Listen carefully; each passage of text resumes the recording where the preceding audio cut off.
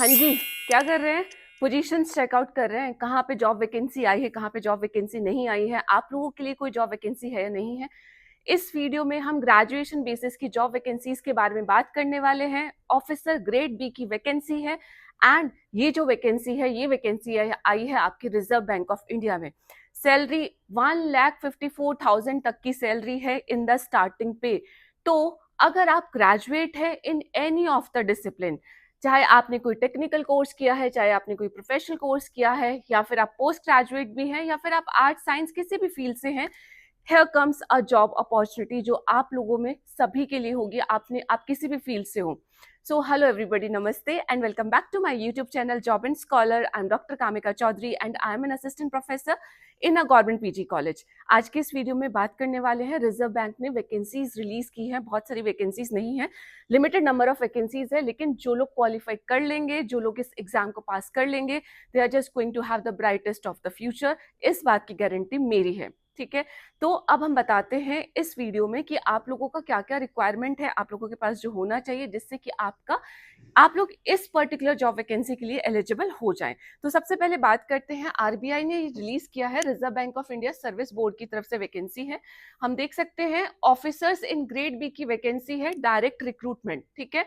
सबसे पहले बात करते हैं कि क्या क्या चीजें हमारे पास है। देखिए, officers in grade B DR general cadre की वैकेंसी में जनरल की 16 वैकेंसीज हैं, ईडब्ल्यूएस की 4 वैकेंसी है, ओबीसी की 9 वैकेंसीज हैं, एससी कैटेगरी में आपकी कितनी वैकेंसीज है? 7 वैकेंसीज है, एसटी में 4 है, इन टोटल 40 वैकेंसीज यहाँ पे प्रेजेंट है। Similarly officers in grade B DR DEPR, अभी डीईपीआर क्या है? आपका department of economic and policy research, इसमें आपकी जनरल कैटेगरी में 4 वैकेंसी है and all in all total आपकी 10 वैकेंसी है। सिमिलरली डीएसआईएम क्या होता है? आपका department of states and information management, computer science वाले, मैथमेटिक्स वाले, स्टैटिक्स वाले एंड व्हाट नॉट, सभी लोग यहाँ पे एलिजिबल हो जाएंगे। नंबर ऑफ वैकेंसीज जनरल में 4 है एंड बाकी जो रिजर्व वैकेंसीज हैं उनको मिला के टोटल आपकी 10 वैकेंसीज हो जाती हैं। ऑल इन ऑल अगर हम यहाँ पे चेक करते हैं तो हमारी 60 वैकेंसीज यहाँ पे रिजर्व बैंक ऑफ इंडिया की तरफ से रिलीज की गई है इन 3 डिफरेंट कार्डर्स। अब उसके बाद हमारे पास जो इंपॉर्टेंट इंफॉर्मेशन होनी चाहिए, जो हमको ध्यान में रखनी है, वो है कि आपकी इंपॉर्टेंट डेट्स कौन कौन सी है। एकदम सब कुछ फिक्स्ड है कि इस डेट को एग्जाम होने वाला है, ये फेज 1 का एग्जामिनेशन है, ये फेज 2 का एग्जामिनेशन है। बस आप लोगों को तैयारी करने में जुट जाना है फॉर्म भरते ही। देखिए, एप्लीकेशन आपकी 29 अप्रैल से स्टार्ट हो चुकी है एंड लास्ट डेट है May 20, 20 मई तक आप इस फॉर्म को फिल कर सकते हैं। उसके बाद अगर आपने जनरल कार्डर में फिल किया है तो आपका जो फेज 1 का ऑनलाइन एग्जामिनेशन होगा June 13, it is like fix date, June 13 को पेपर है आपका। फेज 2 में आपके पेपर 1, 2 एंड 3 का पेपर, यानी कि जो फेज 2 होगा उसमें आपके 3 पेपर आने वाले हैं, जो कि आपका जुलाई 25 को पेपर टेंटेटिवली रखा हुआ है। सिमिलरली अगर आप डीईपीआर के लिए यानी कि इकोनॉमिक्स वाले पेपर के लिए अप्लाई करते हैं तो यहाँ पे आपका जून 14 को आपका फेज 1 का पेपर होगा एंड जुलाई 26 को आपका फेज 2 का पेपर होगा। Similarly statistics and information management कार्डर वालों के लिए जून 14 एंड जुलाई 26 डेट रखी गई है, ठीक है। तो ये इंपॉर्टेंट डेट्स हैं, इनको ध्यान में रखना जरूरी है। उसके बाद जल्दी से बात करते हैं कि नेशनैलिटी मींस एलिजिबिलिटी कंडीशन क्या है। ऑब्वियसली ये नेशनैलिटी के लिए you should be a citizen of India, Nepal, Bhutan और तिब्बतन रेफ्यूजीज, ये सारी चीजें। एज लिमिट इंपॉर्टेंट है, 21 ईयर्स से लेके आप 30 ईयर्स तक की एज के हो सकते हैं अगर आप जनरल कैटेगरी से बिलोंग करते हैं, ठीक है। डेट मेंशन है April 2 1996 and not later than April 1 2005, तो इन डेट को इंक्लूड कर लेना। यहाँ तक आपकी जो एज है, you should must not have attend the age of 30 years, यानी कि एक आध दिन अगर कम भी होगा तो भी चलेगा। एंड अगर आप रिजर्व कैटेगरी से हैं तो SC/ST के केस में 5 ईयर्स का एज रिलैक्सेशन है, ओबीसी के केस में आपका 3 ईयर्स का एज रिलैक्सेशन है, बाकी एक्स सर्विसमैन के लिए भी रिलैक्सेशन है, एक्स एम्प्लॉयज के लिए भी 5 ईयर्स का जो है रिलैक्सेशन है। बहुत सारे एज रिलैक्सेशन अलग अलग कैटेगरी में यहाँ पे प्रेजेंट है। पीडब्ल्यूबीडी कैंडिडेट्स के लिए 10 ईयर्स का है एंड सो ऑन। तो ये एज का रिलैक्सेशन यहाँ से हम चेक करने वाले हैं। नेक्स्ट हमारे पास आता है, इसमें जो इंपॉर्टेंट इन्फॉर्मेशन है वो है मिनिमम क्वालिफिकेशन, जिसको जानना हमारे लिए बहुत बहुत जरूरी है। सबसे पहले जो जनरल कैडर वाले हैं उन लोगों के लिए ग्रेजुएशन लिखा है किसी भी डिसिप्लिन में which is also equivalent to your technical और प्रोफेशनल क्वालिफिकेशन। ठीक है, आपने कोई टेक्निकल या प्रोफेशनल क्वालिफिकेशन में ग्रेजुएशन किया है, बीटेक किया है, you will be eligible. Minimum कितने परसेंटेज ऑफ मार्क्स चाहिए जनरल कैटेगरी के लिए? 60% मार्क्स आपके होने चाहिए।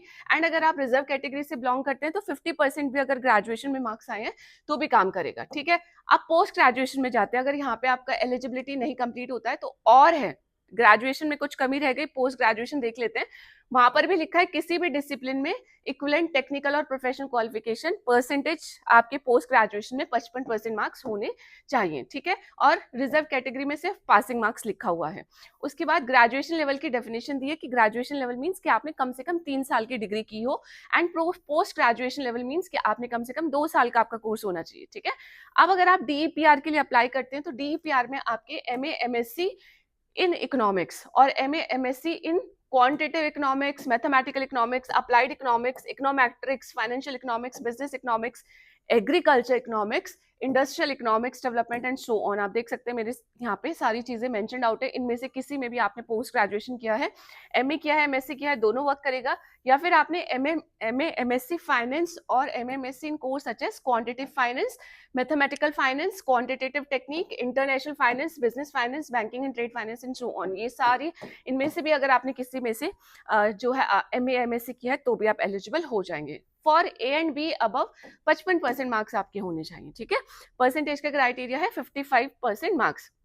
SC/ST के लिए 50% मार्क्स है। और अगर आप लोगों के पास डॉक्टरल डिग्री है इकोनॉमिक्स में तो वो डिजायरेबल है तो अच्छी बात है, नहीं है तो भी चलेगा। देन आफ्टर दैट हमारे पास नेक्स्ट आता है DSIM के लिए।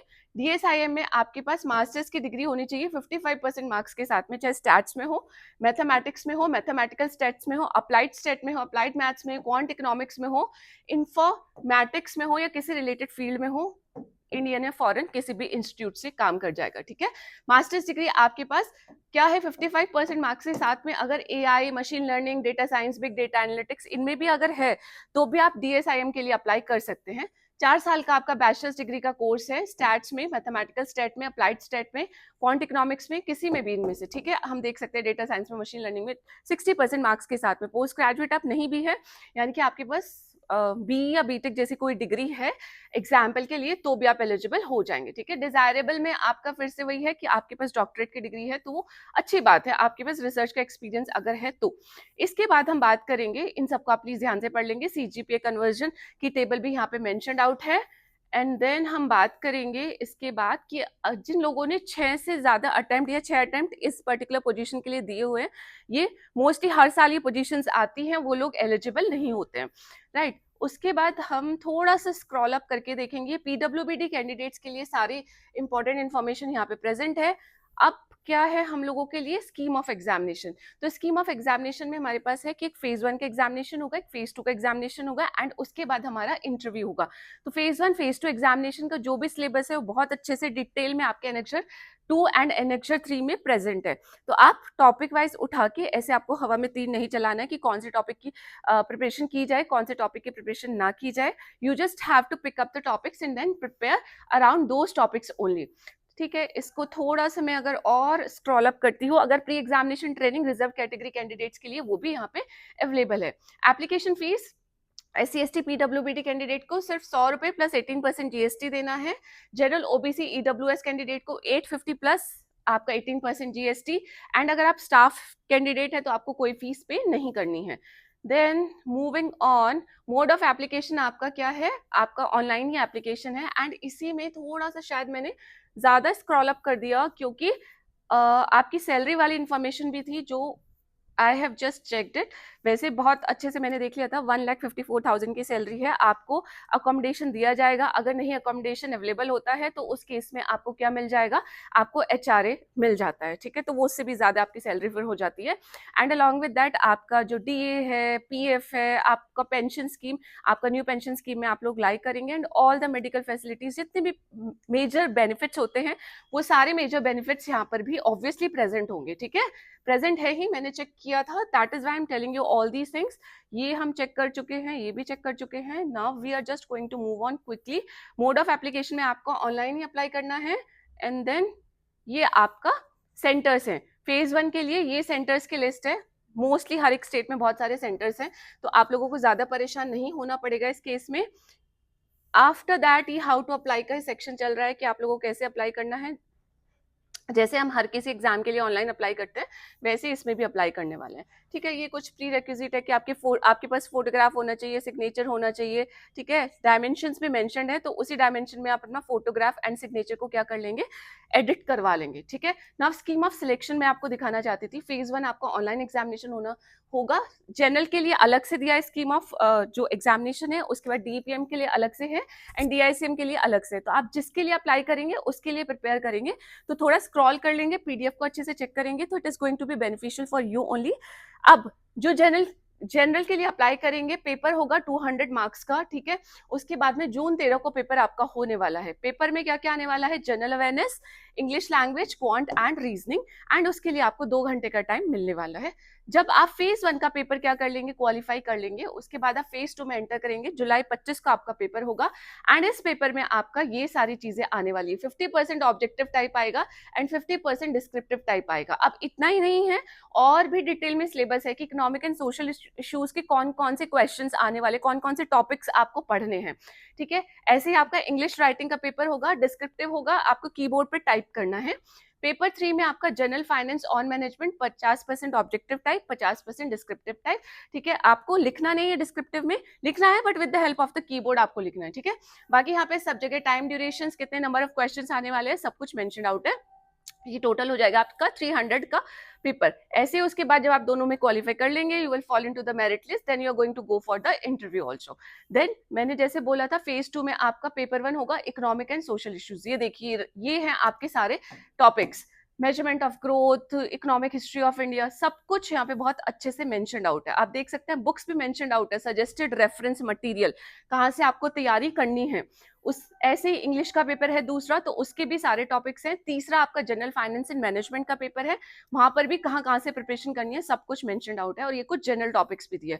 तो ना, and these are the reference material. Now the ball comes into your court. आप लोगों को अपनी तैयारी करने पे फोकस करना है। Just fill the form and start preparing. ऐसे डीपीएम के लिए भी होगा, ये देखिए grade B, DPR and DSIM cadres के लिए ये सारा आपका डिटेल में सिलेबस प्रेजेंट है यहाँ पर। ठीक है, तो now the thing is that कि अगर आप लोग ऑलरेडी प्रिपेयर कर रहे हैं तो बहुत अच्छी बात है, क्योंकि जो लोग ऑलरेडी प्रिपरेशन में होते हैं उन लोगों को पता होता है कि आरबीआई का ये वाला फॉर्म आता है।